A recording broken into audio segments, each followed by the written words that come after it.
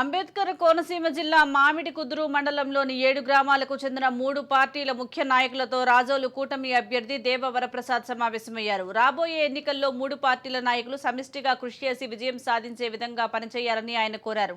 అలాగే 3 పార్టీల నాయకులతో కమిటీ ఏర్పాటు చేసుకుని గ్రామంలో ప్రతి ఇంటికి వెళ్లి మేనిఫెస్టో అంశాలను వివరిస్తూ తటస్థంగా ఉండే ఓటర్లను కూటమికి ఓటు వేసే విధంగా పనిచేయాలని దేవవరప్రసాద్ సూచించారు.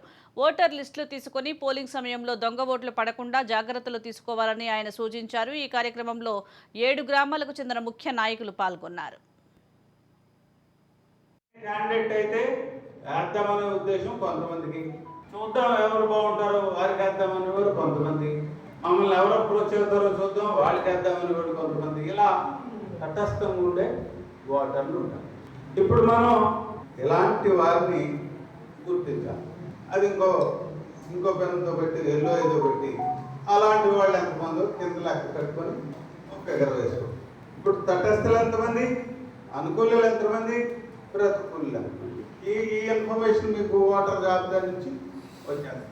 కింద ఫిగర్స్ కూడా వేసుకుంటారు. 1000 మంది ఒక పోలింగ్ స్టేషన్లో ఉన్నట్టయితే 600 మంది 700 మంది మనకి గ్రీన్ కేటగిరీలో రావచ్చు.